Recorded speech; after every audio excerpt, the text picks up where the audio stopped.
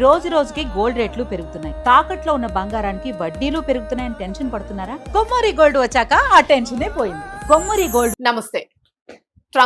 Trump కి mood గాని mind గాని బాగుంటే ఒకలా ఉంటాడు, లేదు ఆయనకి ఏదైనా కావాలి అని అనుకుంటే అది చేసినప్పుడు ఒకలా ఉంటూ ఉంటాడు. సో ఆ ఎఫెక్ట్ సొంత వాళ్ళ మీదైనా, ఇష్టపడిన వాళ్ళ మీదైనా, మిత్రత్వం ఉన్న దేశం మీదైనా కూడా ఒకేలాగా చూపిస్తూ ఉంటాడు. సో యాక్చువల్ గా గల్ఫ్ దేశాలతోనే ఆయన మిత్రత్వం బాగానే ఉంటుంది. బట్ అటువంటి గల్ఫ్ దేశాల మీద కూడా ఈ రోజు యుద్ధాన్ని ప్రకటిస్తున్నాడు అని అంటే అసలు సిచ్యువేషన్ ఏమై ఉండొచ్చు, యుద్ధం ప్రకటించినంత అవసరం ఏమొచ్చింది ఆయనకి? సో ఇది మనం మాట్లాడదాం ఒకసారి, దీని మీద మంచి అనాలిసిస్ తీసుకుందాం. సీనియర్ జర్నలిస్ట్ దాము బాలాజీ గారి నుంచి. సార్ నమస్తే సార్. సో ఎట్లా తీసుకోవచ్చు, ట్రంప్ అనగానే మనకి ఎవ్రీ డే ఒక న్యూ ఎరా ఉంటూ ఉంటుంది. సో ఇప్పుడు గల్ఫ్ దేశాల మీద ఆయన యుద్ధం ప్రకటించాడంటే వినడానికి ఆశ్చర్యంగా ఉంది యాక్చువల్ గా. మామూలుగా ఒక సామెత ఉందండి, అంటే ట్రంప్ కి ఎనిమిగా ఉండడం డేంజర్, ఫ్రెండ్ గా ఉండడం మోర్ డేంజర్. సో దాని బదులు ఎనిమిగానే ఉంటే బెటర్ అనేది ఉంది. అలాగా ఇప్పుడు ఆయన తనకి ఫ్రెండ్ గా ఉంటున్న ఉమెన్ మీద పడ్డాడు. చాలా తీవ్రంగా కామెంట్ చేశాడు. ఉమెన్ మీద బాంబులు వేస్తాను, షిట్ అవుట్ ఆఫ్ దెమ్ అని కూడా అన్నాడు. అంటే వాళ్ళ ఇది చూస్తాను, అంతు చూస్తాను అన్నట్టుగా మాట్లాడాడు. దీనికి ప్రధాన కారణం ఏంటి, అలాగే ఈ యుద్ధం రకరకాల షేపులు తీసుకుంటూ వెళ్తుంది. ఇప్పుడు ప్రజెంట్ ఏ షేప్ లో ఉంది, ఫ్యూచర్ ఎలా ఉండబోతుంది అంటే సడన్ గా గల్ఫ్ దేశాలన్నీ కూడా ట్రంప్ ఫోల్డ్ నుంచి లేదా అమెరికా ఫోల్డ్ నుంచి బయటికి రావడానికి ట్రై చేస్తున్నట్టుగా కూడా మనకి యుద్ధం తర్వాత జరిగిన పరిణామాల్లో అది కూడా ఒకటి. ఎందుకంటే గల్ఫ్ దేశాలకి ఇప్పటి వరకు అమెరికాకి సపోర్ట్గా ఉంటున్నాయి, అమెరికాతో వర్తక వాణిజ్యాలు ఉంటున్నాయి. అట్లాగే అమెరికా సెక్యూరిటీ కవర్ను కూడా ప్రొవైడ్ చేస్తుంది గల్ఫ్ దేశాలకి. గల్ఫ్ దేశాల్లో 19 అమెరికన్ మిలిటరీ స్థావరాలు ఉన్నాయి. ఎయిర్ ఫోర్సు, నేవీ, గ్రౌండ్ అన్ని కలిపి 19 ఫోర్సులు ఉన్నాయి. మొత్తం మిడిల్ ఈస్ట్ లో 50,000 మంది అమెరికన్ సైనికులు ఉన్నారు. మొత్తం 24 చోట్ల మిడిల్ ఈస్ట్ లో అమెరికా స్థావరాలు ఉన్నాయి. మొత్తం ప్రపంచవ్యాప్తంగా వాళ్ళకి అరౌండ్ అమెరికాతో కూడా కలుపుకుంటే 800 స్థావరాలు ఉంటాయి. అందులో 24 స్థావరాలు ఈ ఏరియాలోనే ఉన్నాయి. ఒక్క గల్ఫ్ దేశాల్లో మాత్రమే 19 స్థావరాలు ఉన్నాయి. ఒమన్ లో కూడా వాళ్ళకి స్థావరం ఉంది. ఒమన్ కూడా గల్ఫ్ దేశాల్లో భాగంగా అమెరికాకి ఫ్రెండ్గానే ఉంటుంది. అయితే సడన్గా ఇప్పుడు ఎందుకు ట్రంప్ ఈ మాట అన్నాడు నిన్న? సో ఉమెన్ని ఎందుకు ఎనిమిగా ప్రకటిస్తున్నాడు, ఉమెన్ చేసిన తప్పేంటి అనేది చూసుకున్నప్పుడు ఇప్పుడు యుద్ధం మొదలైంది దేనికోసం? ఇజ్రాయెల్ కోసం మొదలైంది. యాక్చువల్గా ఇజ్రాయెల్కి తన ఎక్స్పాన్షనిస్ట్ అంటారు. అంటే ఇజ్రాయెల్ భూభాగం ఇప్పటి వరకు వాళ్ళకి సరిహద్దులు అనేవి లేవు, పెంచుకుంటూ వెళ్ళాలనేది వాళ్ళ ప్లాన్. చుట్టుపక్కల ఉన్న దేశాలను ఆక్యుపై చేసుకోవాలి, ఈ పాలస్తీనాల్ని, తర్వాత లెబనాను, సిరియా, ఈ చుట్టుపక్కల జోర్డాను, ఈజిప్ట్, వీటిలో ఉండే ఆల్రెడీ కొన్ని భూభాగాల్ని ఆక్యుపై చేసుకుంది. వీటిని ఇంకా ఎక్స్టెండ్ చేయదు. దీనికి అడ్డుగా ఉన్నది ఒక ఇరానే. ఎందుకంటే మిగతా ఏ దేశం కూడా ఇజ్రాయెల్ని ఓడించే శక్తి సామర్థ్యాలు లేవు. ఒక ఇరాన్కి మాత్రమే ఆ శక్తి సామర్థ్యాలు ఉంది. ఇరాన్ కూడా ఏం చేస్తుందంటే ఈ రింగ్ ఆఫ్ ఫైర్ అని చెప్పి ఇజ్రాయెల్ చుట్టూ ఒక యాక్సిస్ ఆఫ్ రెసిస్టెన్స్ అనే పేరుతో ఫోర్సెస్ని, మిలిటరీ ఫోర్సెస్ని తయారు చేసుకునింది. ఇటు లెబనాన్లో హెజ్బుల్లాసు, తర్వాత యెమెన్లో హౌతీలు, పాలస్తీనాలో హమాసు, ఇటు సిరియా, ఇరాక్, దీంట్లో షియా మిలిషియా, ఇలాగా మొత్తం బంధించడానికి ఇది ట్రై చేస్తుంది. సో దీనికి అమెరికా, వెస్ట్రన్ కంట్రీస్ ఇజ్రాయెల్కి సపోర్ట్ ఉన్నాయి. అందుకనే ఇజ్రాయెల్ ఇరాన్ని ఎదుర్కోగలుగుతుంది ఇన్నేళ్ల పాటు, ఈ సపోర్ట్ ఉంది కాబట్టి. ఈ నేపథ్యంలో ఇరాన్ని బలహీనపరచాలి, అవసరం కుదిరితే ఇరాన్లో రిజీమ్ చేంజ్, అక్కడున్న ఆయన సుప్రీం లీడర్ని చంపేసి, అలీ ఖమేని చంపేసి మనకు అనుకూలమైన ప్రభుత్వాన్ని పెట్టుకోవాలి. పహ్లవేని పాత కింగ్ తాలూకా ఉన్నాడు, ఆయన తీసుకొచ్చి పెట్టాలనేది ఇజ్రాయెల్ ప్లాన్. దాన్ని అమెరికాని ఒప్పించడానికి ఎప్పటి నుంచో ట్రై చేస్తుంది, ఒప్పుకోలేదు. ట్రంప్ ఇప్పుడు ఒప్పుకున్నాడు. కాబట్టి ఇద్దరు కలిసి ఫిబ్రవరి 25న అటాక్ చేశారు. అయితే ఎవరు ఊహించిన విధంగా ఇరాన్ దృఢంగా నిలబడింది, గట్టిగా పోరాడుతుంది.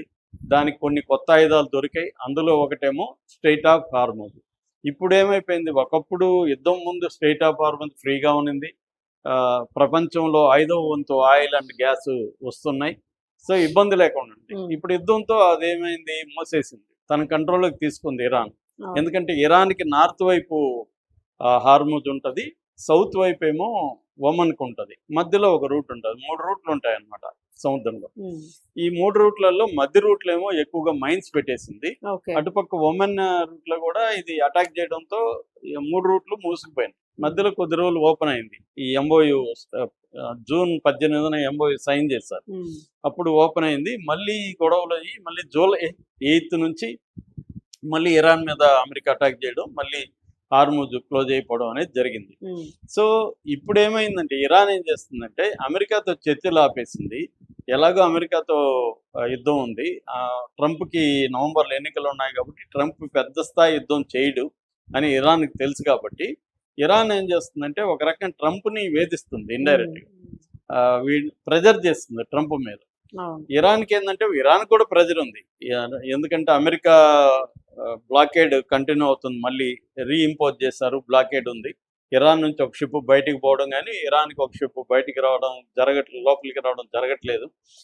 రెండోది ఇరాన్లో దాదాపు 300% ఇన్ఫ్లేషన్ ఉంది, అతి భయంకరమైన ఆర్థిక మాంద్యం ఉంది. ఉమ్, అయినప్పటికీ కూడా ఇరాన్ తగ్గట్లేదు, ఎందుకంటే వన్స్ ఫర్ ఆల్ సెటిల్మెంట్ లేకుండా ఇప్పుడు మళ్ళీ మనం కాంప్రమైజ్ అయితే మళ్ళీ ఇది జరుగుతూనే ఉంటుంది, కాబట్టి తట్టుకుందాం అన్నట్టుగా అది చేస్తుంది.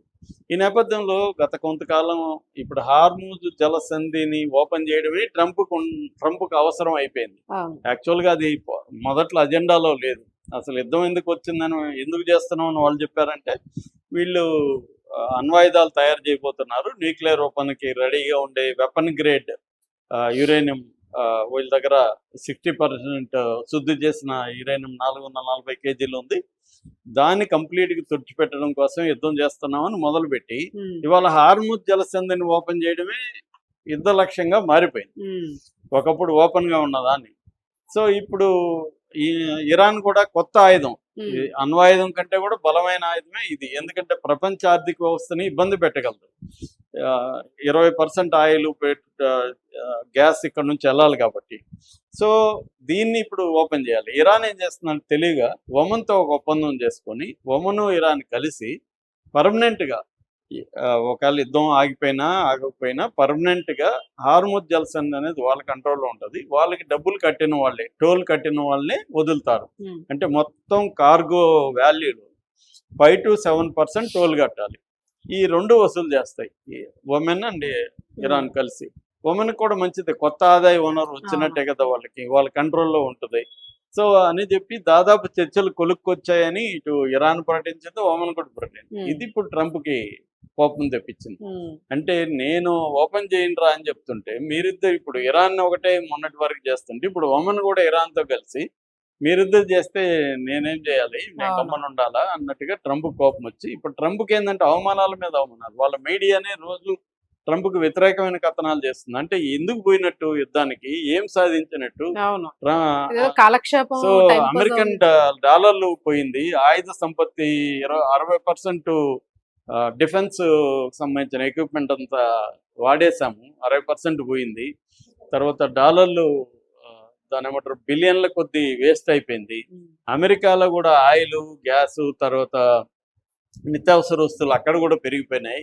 ఇవన్నీ అమెరికాకి అవసరం లేని యుద్ధానికి వెళ్ళిపోయి ట్రంప్ ఇప్పుడు భంగపాటు పడిపోయాడు. ఇరాన్ ఏమీ చేయలేక ఇరాన్ని ట్రంప్ని ఆడుకుంటుంది అన్న విధంగా ట్రంప్ మీద అక్కడ ప్రెజర్ పెరిగింది. మరొక పక్క ఎన్నికలు జరగబోతున్నాయి. ఈ ఎన్నికలు నవంబర్లో ఎన్నికల్లో కానీ అక్కడ ఉన్న Congress, house of representative, senate 2 ఉంటాయి. ఈ రెండిట్లో కానీ ట్రంప్కి మైనారిటీ అయిపోతే రేపు పొద్దున ట్రంప్ ఏ నిర్ణయం తీసుకున్నా అమలు కాదు. అవును. సో ఇది ట్రంప్కి కోపం తెప్పించింది, అందుకని ఒమన్ను బెదిరిస్తున్నాడు. కాకపోతే ఇక్కడ విచిత్రం ఏంటంటే ట్రంప్ బెదిరింపులకి ఎవడు భయపడట్లేదు, ఎందుకంటే ఆయన ఈ రోజు బెదిరిస్తాడు, సాయంత్రం అయితే మళ్ళీ సంధి అంటాడు, టాక్స్ జరుగుతున్నాయంటాడు, మళ్ళీ మరుసటి రోజు యుద్ధం అంటాడు.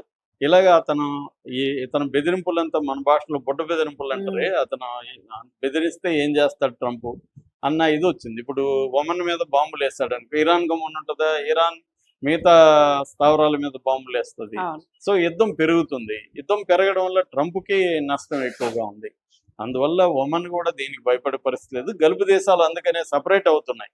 అంటే వీళ్ళ అమెరికా ఫోల్డ్ నుంచి బయటపడేదానికి చైనాతో సంబంధాలు పెట్టుకుంటున్నాయి. మరో పక్క యుఏఈ, తర్వాత పాకిస్తాను, తర్వాత టర్కీ, ఈ 3 దేశాలు కలిసి స్ట్రాటజిక్ సెక్యూరిటీ అగ్రిమెంట్ కూడా చేసుకున్నాయి. ఉమ్, అట్లాగే యుఏఈ బంగారు నిల్వల్ని ఇరాన్కి పంపిస్తుంది. ఇరాన్తో మంచి చేసుకోవడానికి గల్ఫ్ దేశాలు ట్రై చేస్తున్నాయి. ఉమ్, ఎందుకంటే ఇరాన్ అమెరికా మీద కోపంతో మనల్ని నాశనం చేస్తున్నారు. కాబట్టి ఇప్పుడు ఇరాను గల్ఫ్ దేశాల దగ్గర అవ్వడం అనేది ట్రంప్కి ఒక పెద్ద షాక్. shock. అంటే అంతకుముందు బాగుండేది, అనవసరంగా ట్రంప్ యుద్ధంలోకి దిగి అమెరికాని ఒక పరువు తీస్తున్నాడు ట్రంప్. అవును. పరువు తీయడమే కాకుండా అమెరికాకి నష్టకరమైన నిర్ణయాలు తీసుకునే తీసుకుంటాడు. విధంగా అతని బిహేవియర్ ఉంటుంది. ఉమ్, ఆ ఫ్రస్ట్రేషన్ ని అతను బయట పెట్టుకోవడానికి ఉమన్ని బాంబులు వేసేస్తా, వాళ్ళని చంపేస్తా ఈ మాటలు మాట్లాడుతున్నాడు. అవన్నీ కూడా కమెడియన్ మాటలాగా అయిపోయింది. కమెడియన్ అంటాడు కదా, నన్ను వదలంటారా, నేను ఎవడు అవును. పట్టుకోలేదు పోరా అంటారు కదా, అలాగే ట్రంప్ను కూడా ఎవడు పట్టుకోలేదు, వేయచ్చు అని. అవును. కానీ అతను బెదిరిస్తుంటాడు అనమాట. ఉమ్, సో నాకు తెలిసి యుద్ధంలో నష్టం కానీ లూజర్ ఎవరు అంటే అమెరికానే లూజరు, ట్రంపే లూజరు, ఇరాన్ లూజర్ కాదు. ఇరాన్ నష్టపోయిండొచ్చు కానీ ఇరాన్ సక్సెస్ అయినట్టుగానే చెప్పుకోవాలి. అంటే ఒక అమెరికాని ఢీకొనొచ్చు, ఏమీ కాదు అని నిరూపించింది ఇరాన్. గట్టిగా నువ్వు కానీ నిలబడి నీ స్ట్రాటజిక్ బలాలని కానీ అర్థం చేసుకొని నువ్వు దిగితే అమెరికా ఏమీ ఇన్విజిబుల్ ఫోర్స్ కాదు, ఉమ్, అమెరికాను కూడా ఎదిరించి నిలబడచ్చు అన్న ఒక సందేశాన్ని ఇచ్చింది. అవును. భారతదేశం లాంటిది పెద్ద దేశమే ట్రంప్కు భయపడి అతను చెప్పిన వాటికన్నిటికీ ఒప్పుకొని ట్రేడ్ డీల్స్ చేసుకుంటున్నాం. అవును. కానీ ఇరాన్ ధైర్యంగా నిలబడి దాదాపు 40 ఏళ్ళ నుంచి ఆంక్షలు ఉన్నప్పటికీ కూడా ఇప్పటికి కూడా యుద్ధంలో ఇరాన్ ఎక్కడ తలగకుండా పోరాడుతుందంటే ఖచ్చితంగా ఆల్రెడీ విన్నర్ అవును. Is Iran, loser is Trump. Thank you sir.